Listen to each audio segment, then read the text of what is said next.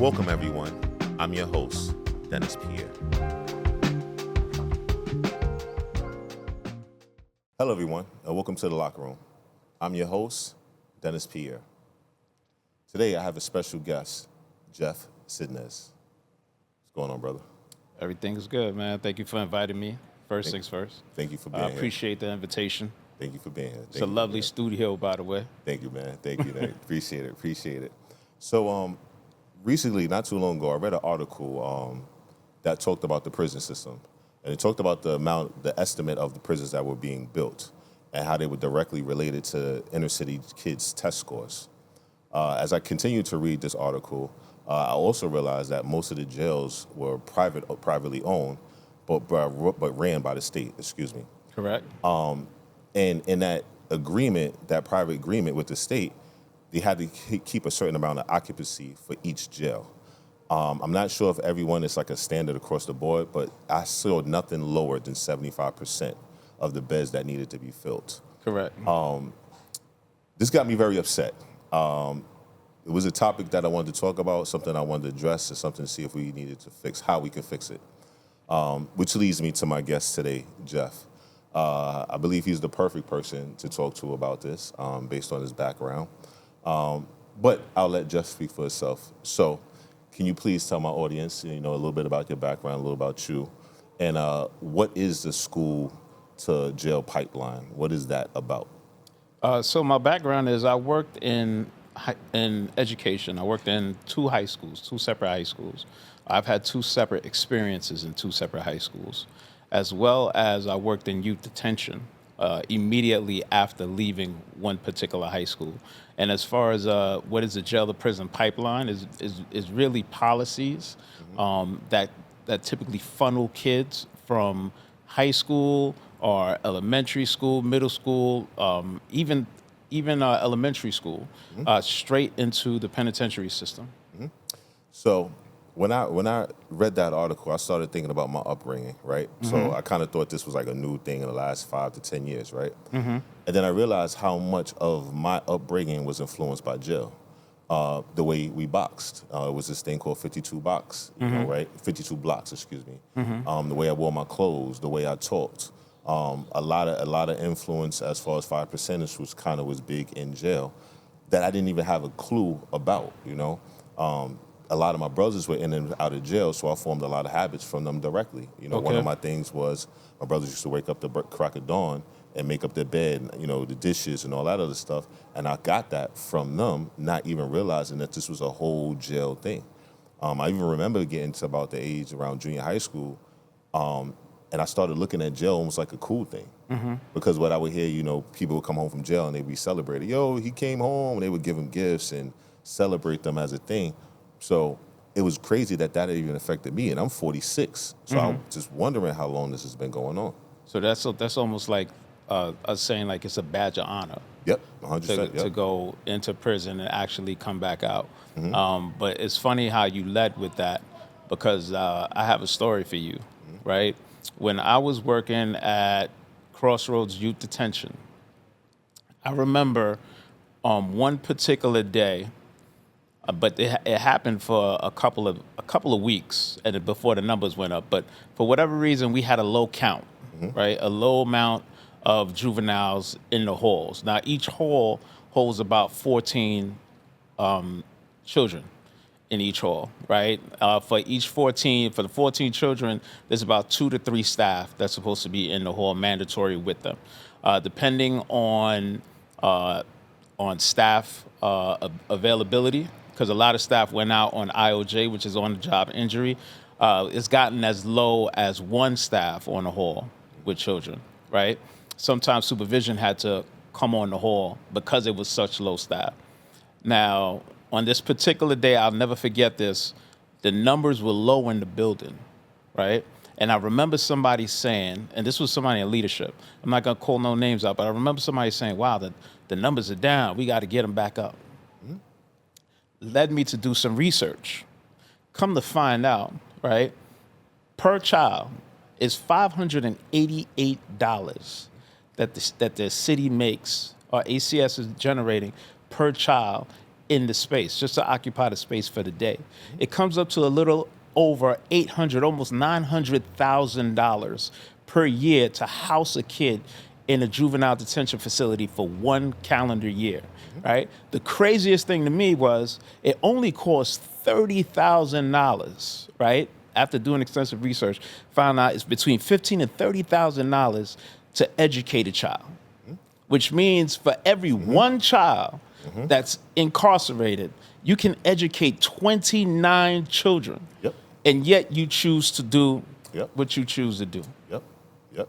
So you spoke about policy, right? Correct. It was a time that I was really close with some officers, correctional officers, as well as NYPD. And they used to tell me some of the things that they would do, these tactics to make sure that the jails are full. Correct. So I grew up, when I came to school, probably same as you, we had bus passes. It wasn't necessarily Correct. Metro cards. Yes. They showed you a bus pass. I played ball, so these bus passes were anywhere between, I think, 7 a.m. and 7 p.m., something Correct. to that effect. And if you went on the train after 7 p.m., you either had to ask, you had to pay, Or you had to ask the ask. clerk, right? Correct, to let you in. So they did a policy where they would tell the clerks to say no matter what, you got to find an officer. But the officers will be behind a two-way mirror looking at everybody coming up, jumping the turnstile. Now, again, I had a game. I'm coming to the train station at 7:15, 7:30. I got to go home. I have no money. I have no choice. So you had to Fine. hop the train. Got to hop the train. They give me a ticket. They don't give me a ticket to pay the ticket. They don't expect me to pay the ticket. Because after 30 days, after a certain amount of time, that turns into a warrant. Correct. Now, I'm 12, 13, 14, whatever age. I'm not telling my parents I got a ticket. I'm scared, first and course. foremost, because they don't have the money. I don't want to get in trouble. I don't want them to think I had a interaction with cops for me doing something wrong. So now when I turn 18, 19 or whatever, I'm driving, guess what? I get arrested. I get arrested. What happens in jail? You have a fight. Now you got an assault charge. So something so simple as $1.25, that's what it cost back then. I Now remember. I'm doing anything between 6 to 12, if not longer, in jail. And this is how they set these things up.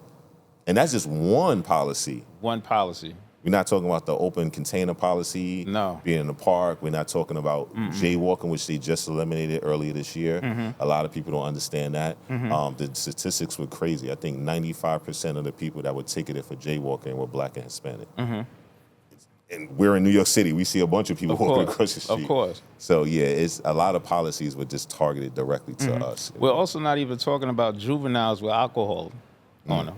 We're not talking about the fact that now, of course, weed is legal, but prior to weed being legal, what was going on, Yep. right? We're not talking about the fact that you have police officers who will go out their way to plant something on you just to detain you, right?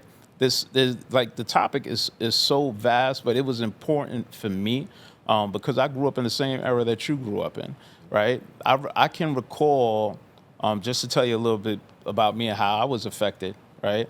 I could recall friends, just one day you see your friends, the next day you hear, oh, they got picked up by somebody, and you don't see them again for another 5 years. You don't see them. I have a friend who was in and out of jail, who became a big advocate, right? He was in and out of jail since he was, I believe it was like 11 years old, until one day he was in prison. And this is gonna be a shameless plug. My brother Shanduke McFadden, right?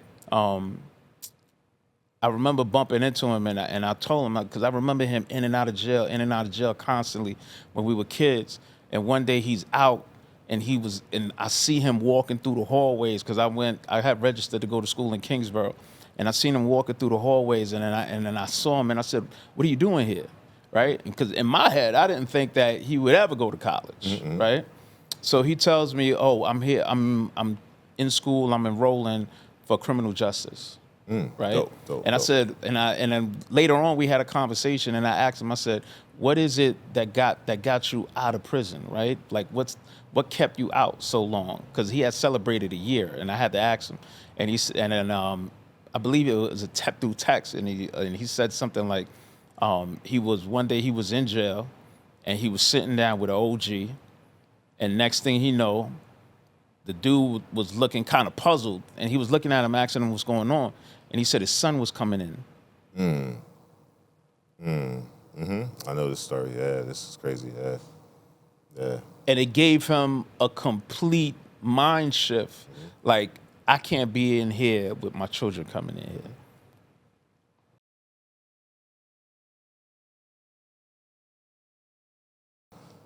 I have 6 siblings. 5 of them are brothers. I'm the youngest of 7. And I remember a time where my brothers were in different jails throughout the state. And based on where they were at, they were able to communicate and get things going. So they almost had an operation in jail. And that's how their mind just kind of formed. Like being out in the world was so much more challenging than being in jail because I guess from being such a young age and all the things. I'm glad you told that story about that brother going to criminal justice. Do you think there's any things that we can do? Because that's a big business. It's a $1 billion business. It's a huge business. And I'm pretty sure some powers that be don't want to let it go. No. Do you have any idea? I mean, I have some things that I've thought about. I don't know if it's going to be effective. You work directly with the kids. Do you think there's any things that we could do to change it and make it better? So the first thing that I would do personally, and this is something that is not, I'm not just telling anybody, it's something that I've done personally, right? Is volunteer and get into school. Okay.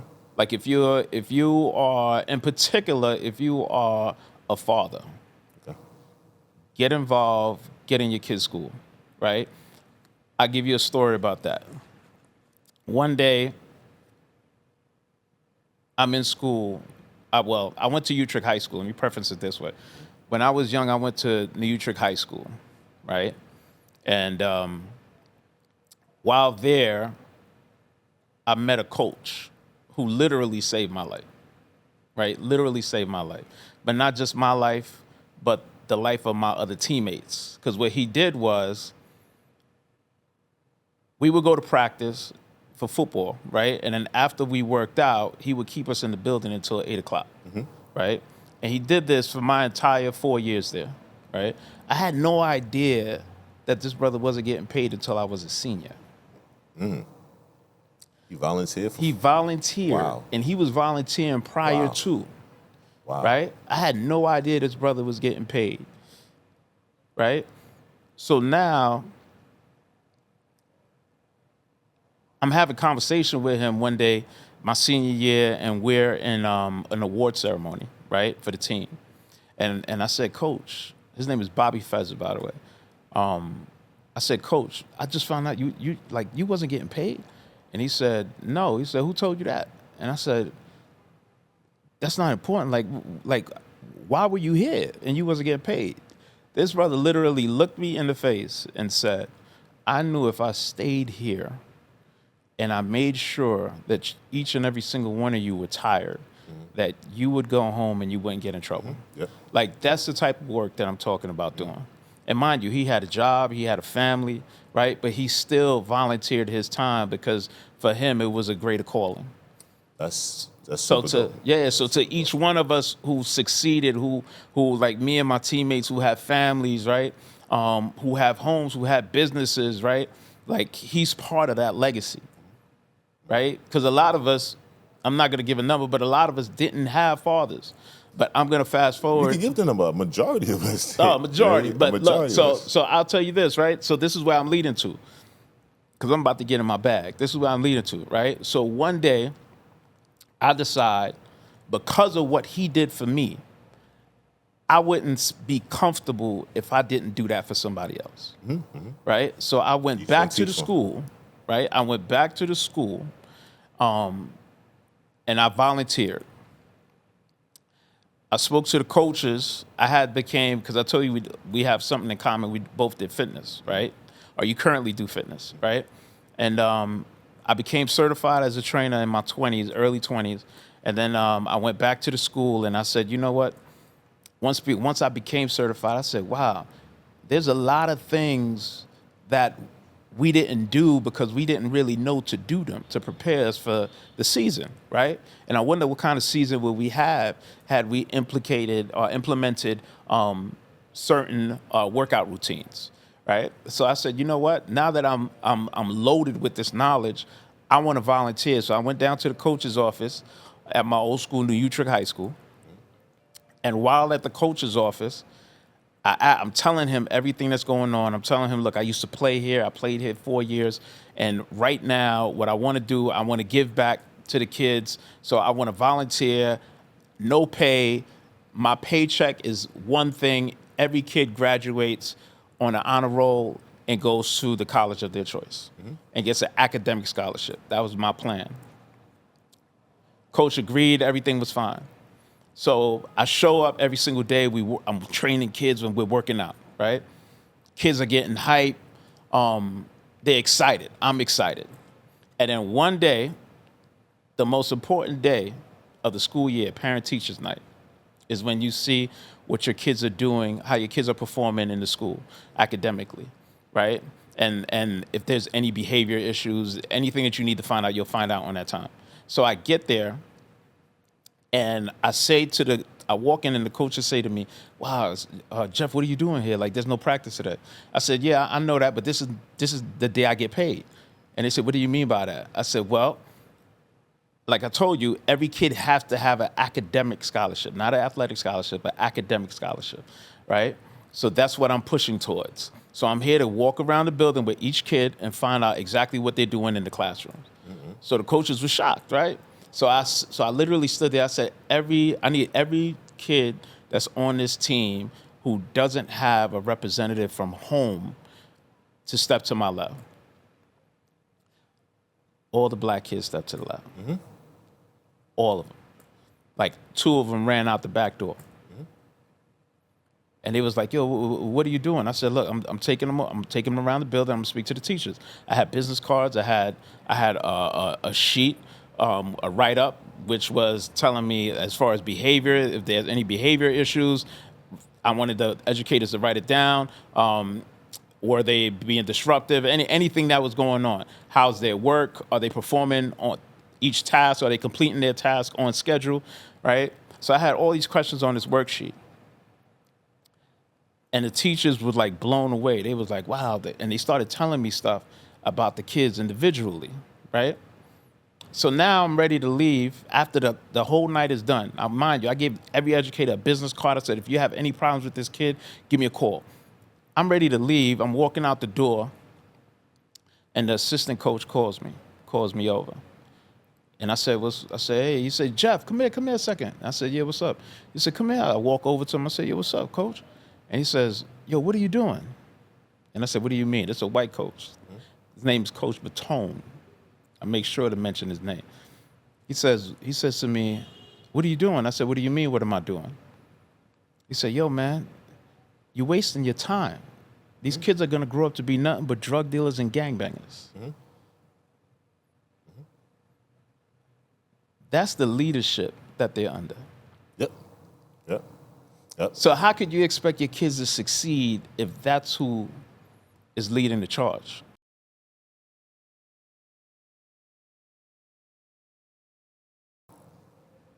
We don't necessarily celebrate our heroes from a vocal standpoint and also from a monetary standpoint, because that's also needed, right? So Correct.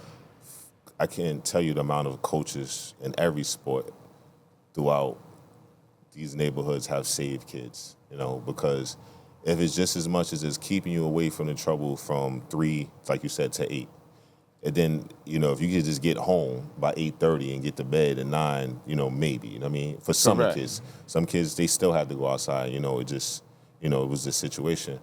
But so many of the coaches and so many of the barbers, so many of the men that have stepped up, they wasn't celebrated, one, and they weren't necessarily helped from a monetary standpoint to actually keep things going. And that's what I want to create, that other aspect, because there are a lot of men, there are a lot of men who are willing to step up, for sure. Oh, yes. But again, if you have your household, you have your family. Like I know a coach who his household got messed up because he was trying to keep us out, because he had his own kids and he wasn't spending no time with his kids. And every time he went to school, got home, he was ready to go to sleep. And his daughter's now, we're looking for time. Yeah, and formed a bad taste in their mouth for him. You know what I'm saying? Because he was trying to look out for so many. So I do believe we need to create some kind of pipeline for these individuals. Obviously, they have to prove themselves, because you're going to have people that are going to take advantage of that, obviously. Of course. You know what I mean? But yeah, I think we have to, as a people, we got to figure out some kind of way to celebrate these people and keep these people funded so they can keep that mission going on. Because, like you said, that's what they expect us to do. They expect us to be gangbangers. They expect us to be criminals. I also think the music needs to change as well. I think that is assistant to the pipeline with the school. You know what I mean? Because these kids don't know the ABCs, don't know how to read, don't know how to count, but they know every lyric from every drug dealer and every gangbanger and every, you know what I mean, raunchit, ratchet music.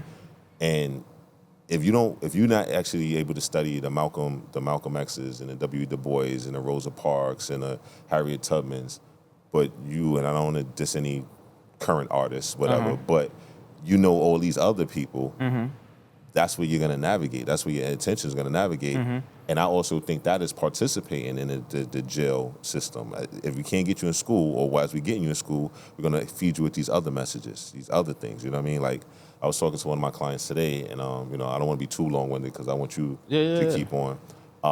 And when it was, Juneteenth is coming up, and she was talking about the people that they were talking about in school, all of them were entertainers and actors.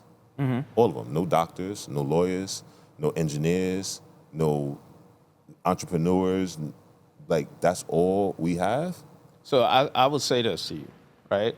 As far as doctors, lawyers, engineers, right? Blue collar workers, right? We don't tend to see them as much as we see entertainers. I think that's on purpose, though. Yeah, that's on. And remember, a lot of times when one of us make it, right, we have this this belief that, okay, I made it. I have my family now. I have to protect mine. So what happens? So we move them into a more decent community than the one that we grew up in, right? Which is fine, which is absolutely fine, right? But we don't take the time to actually go back and minister to children and let them know, all right, this is what you need to do. If you, if this is like what I call it painting, right? We don't paint the future with kids. Right, and I think that's super important. Sometimes one of the most important things that you could do is artwork with children, right? Because I used to draw when I was a kid, so it's something that's important to me. To give a kid a visual and have them like totally believe, and the only way to get them to believe is a constant reinforcement that, you know what, you can have that. What do you want, right? What kind of house do you want? Where do you want to live? Right? What do you want in it? Right? Do you want a car? Right? Do you want a motorcycle? Like, what do you want? Where do you want to work? What do you want to do? Right? All these things are important. And they're important issues, especially for children, because at young ages, their imaginations is running wild. Right? Like, they're really literally trying to put the world together. They haven't figured it out yet. And if we could give them that space where they can do it, and then now we can support them, right? I'll give you another key concept that we could do as far as supporting them in that space, in that environment, is literally, and this is something that I learned to practice with kids. When your kid get into high school, the most important time is that freshman year, right? So what you want to do is ask your kid at that period, right? What do you think you want? It doesn't necessarily have to be a fact. It doesn't necessarily have to be a thing that they say, you know what, it's concrete. It doesn't have to be concrete. It's what do you think you want? And let's say they say something like, oh, well, I want to be a doctor. I'm just going to throw it out there, right? I want to be a doctor, right? You look up the 3 best schools that offer doctorate programs, right? Depending on what type of doctor they want to be, right? And you make that phone call and you set them up for a complete interview.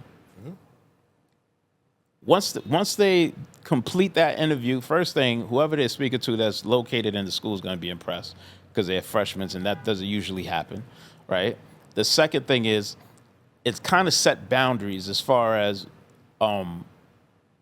what like building the road.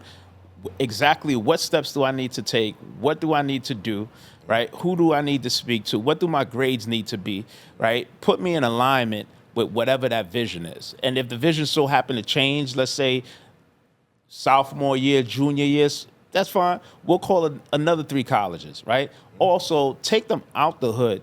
Take them on college tours. Let them see what the campus is like, right? Make friends with people that are in college. If you don't know somebody is in a college, right?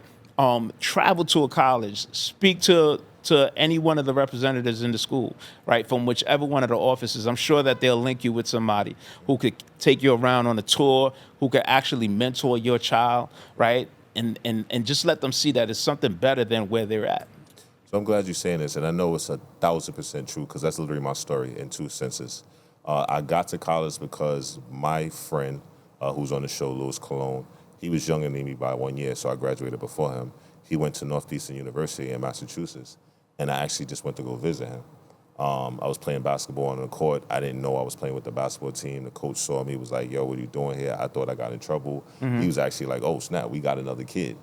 But my grades were horrible. Not my grades, my SATs, because I never thought I could afford to go to college, so I never even took the SATs. So like you said, So I that's didn't super have no important. prep. I didn't have no prep, so I had to Correct. go to JUCO to get the grades to go further. As I get older, second part of that story, I had worked in a school. I wouldn't say I was a counselor, but they wanted a male presence in a school. And what was dope, that each classroom wasn't a number, it wasn't a name, it was a college.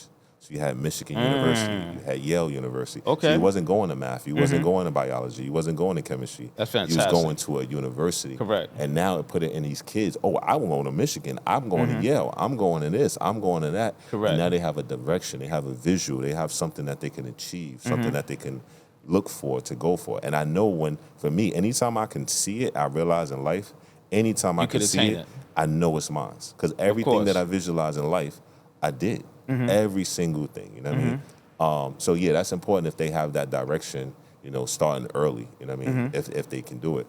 But how do we get it done? You know what I mean? Because we got so many things against us, you know what I mean? You got a bunch of principals that don't want that. You got a bunch of counselors. You got obviously a whole jail system that definitely does not want that. That goes directly against what they want us to do. Of course. So how do you fight that? How do you get that going, like from a mass type of way?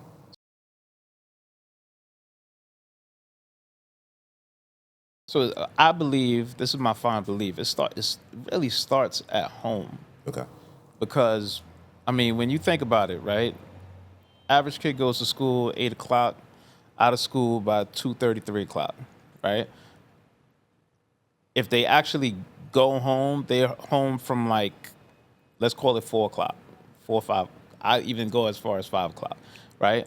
From 5 until the next day when they get home, when they leave to go to school, right? When you start thinking about the hours, right?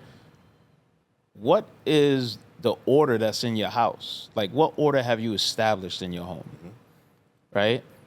What have you encouraged your kids to do? What have you taught your kids to do, right? Chores, reading, studying, right? Completing homeworks, right? Do you check their homework when you get home, right? Taking a phone away.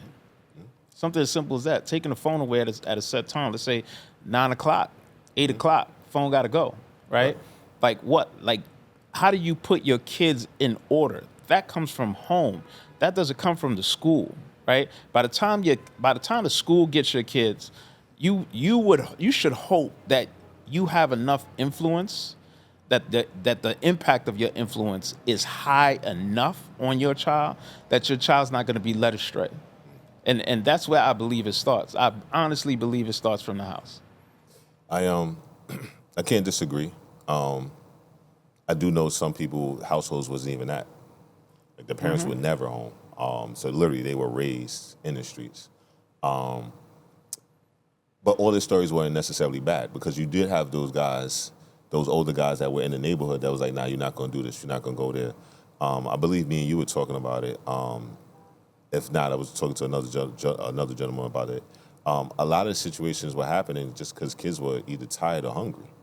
I can't tell you how many times, and only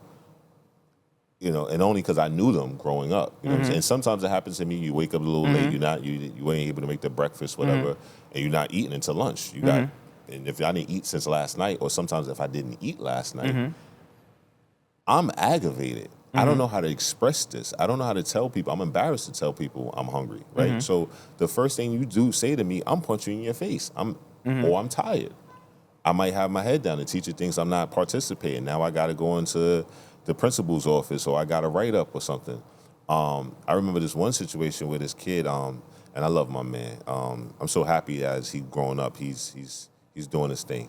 But short kid, I wear size 11. He had a size pair 13 sneakers. So I'm like, yo, he about to have a crazy growth spurt. And this is like he's in junior high school, right? And, you know, he's playing ball, whatever, but he's like really clumsy because of the shoes. So one day he took his feet, his foot came out. I guess somebody stepped on the back of his foot. So I looked and his foot was tiny. So I'm like, yo, why you wear such big feet? He's like, I ain't got no clothes.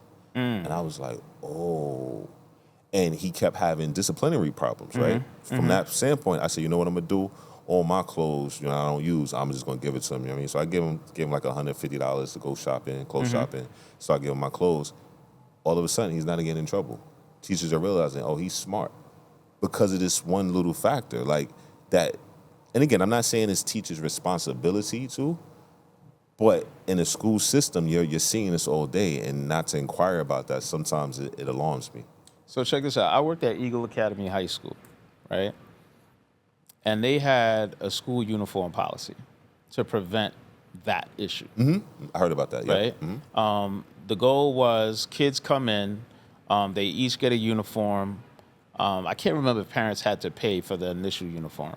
But if they came to school and they didn't have uniform, they were able to leave something with one of the deans, right? But whether it would be like a cell phone, they could leave their cell phone, they could leave ID, they had to leave something that they needed. And in exchange for that, they would get a pair of pants, a shirt, a tie, right? A lot of the educators would donate sneakers, shoes, right? That's really dope. To the kids, especially the ones who didn't have it. Then there was breakfast in the morning, right? So if you couldn't afford to eat at home, you guaranteed a meal if you came in the morning, right? Then you get lunch in the afternoon. And then a lot of times, unfortunately, it's like it has to be done because we're a village. That like the second you decide that you're going to work in a school, right? Understand that you are part of a village, right? If a kid needs something, and I've seen this done, so I don't want to hear that it can't be done. I've seen school staff buy kids dinners and send them home. I've seen school staff send kids home that were going home in like troubled communities where they had issues in the neighborhood, put them in cabs. Like I've seen it all. I've seen it all. And it was a phenomenal response to a kid who is in trauma. I'm so glad to hear that. Yeah, like, and I wish that was broadcasted as much as the other stuff that we hear, because that is incredible. You know what I mean? Like, completely. How many kids that save their egos, embarrassment, traumas, you know, for all kind of stuff, you know. Completely. That's amazing. That's amazing. And when I tell you the staff was phenomenal. The amount of work that they put in on these kids, man, like it's to the point where kids leave the school, and at first we was like, why are the kids returning back? Right? And only to find out that the kids are returning back because they realize what they received, and they like, damn it, if I got this, maybe I'm gonna help the next generation. So now they come back and they're giving back, and a ton of them want to be educators, right? That's super dope. So phenomenal stuff going on over there. I love that. So we're coming down towards the end of the show. A few things I wanted to touch on. It was I don't know if you want to get into detail with it. It was an article you was telling me about. You was looking up a Yale article. Yes. So it was, I forgot the name. I actually brought the article with me because I saw it. I didn't get a chance to read it, but I read the abstract. I heard about it. It's the Yale Children's Study Center. They did a study with 135 educators where they put them in a room in front of a computer, right? And they asked them to find the problematic children or the problematic child in the room. It was 4 kids. It was a white male, white female, and a black male, black female, right?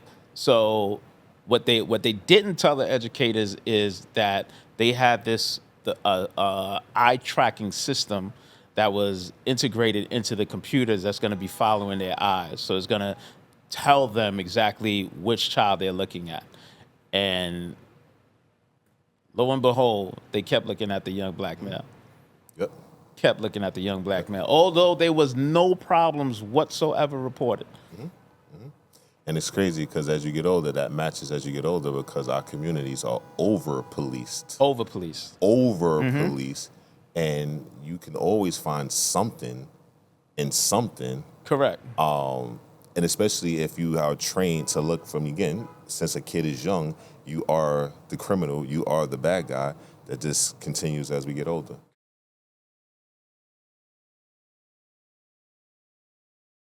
I don't want this to end without me saying this, because my wife worked for probation, right?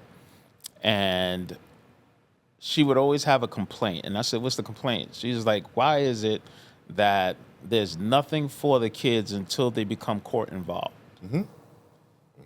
Right? So you get all the assistance that you need once your kid is put in handcuffs, thrown in a jail, right? Brought before a judge to get a result of either innocent or guilty, right? Then sent to a juvenile home if not home itself, right? And that's what it takes for you to get assistance in your house. Yep. So the second part to that, to answer that question that you asked as far as what can we do, we could develop more programs for kids, because even in the neighborhood where I live at now in Bed-Stuy, there's very little for kids to do in the community, right? A lot of community centers were shut down. Yep. So there's very little places for kids to go. No pools, no playgrounds. No playgrounds. Yeah. All shut down, right? So when you think about that, like, it's disheartening. Because I remember growing up as a kid, which is the other part, which is the most important part to this conversation, if you ask me, is community. Because when you look at community now, everybody live in a gated apartment, a gated house, right? There's a fence in front of your house. I remember growing up as a kid, there was no fence, no gate. We was just sitting down on a stoop, right? I remember coming outside and my mother wasn't home, but I had the neighbors telling me, you got to go upstairs, right? Then all of a sudden, ACS gets involved, right? And now you can't even speak to somebody else's child. Yeah.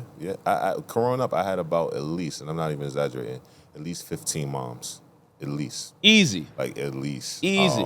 And there was no such thing as a kid being hungry, because you would go to a friend's house, you would eat there, you would go home, and your parents would ask, did you eat anything by the time they got home? Like, oh yeah, I ate at so-and-so's house. Like I was telling earlier, like my guy Lewis, I used to eat a ton at his house. He was my next door neighbor. If we was, other episode with my guy Antoine, it was like if I had a hero, we all had a hero, and if it was like correct 4 of us, then we split it four ways. You get the chips, and you get the juice, and we get the cups, and we get the exactly. So yeah, and then yes, in the it was last, like quarter waters at the time. Exactly, you know what I'm saying. In the last probably couple of decades, it's kind of been like you said, everybody, each one for themselves. It's like everybody for themselves. Do for myself. I'm self-made. I'm self this. I'm self that. So yeah, we have gotten away from the community a lot. SHIRT, SALT. I remember you telling me a little about it. Yes. So SALT is a program that I've been inspired to do. I feel like I've been led to do it. God is talking to me. He's talking me through it. I've only been working on it for 2 weeks. I'm already getting the logo made. This is actually not the logo, but I went to a store and I was like, oh man, I got to have it on, right? So I just put it just to have the presence of it to just sit on me, right? But it's strength, accountability, leadership, and teaching, right? Where what we aim to do is we really geared and focused towards finding men, developing men, and asking one particular question. And that one question is, if there was a perfect man, what would that man look like? So we ask I'm asking as many questions for whatever reason. It's just questions just started coming, then answers started coming. And as all this started coming, I'm starting to put something together. I'm writing it, and I end up with damn near a textbook, that thick, right? And I'm having public conversations, and I'm asking other men what do they think, and it's just leading me somewhere. I don't know exactly where it's going to end up, but I look forward to it. I'm looking forward to. Yeah. Because we definitely need it. Yeah, I'm looking forward to it. And I took away some really good points for you today. Me, myself, I'm going to definitely start making myself more of a pillar in the community for the youth. Part of it is this show. This is what this show is about, bringing us on here, letting us tell our story. But I definitely could do a little bit more for the youth, developing some kind of programs, whether it be clothes, whether it be an apprenticeship, or mentorship, or just setting up some programs. You know what I'm saying? I still love ball, so I might not be able to get on the court, but I could do something. You know what I mean? So you definitely inspire me with that. I'll give you a challenge. I'll challenge you to bring 5 youth right into the studio and ask them the same questions. Into the studio? Into the studio. Oh, that's right easy. here. That's easy. I could do that. Yeah, that's easy. Yeah, you'd be surprised That's what they easy. tell you. That's actually, we're going to do that. We're going to make that episode. Yeah, because Thank you. I'll also tell you this, right? When I was in youth detention, the kids were out of control, right?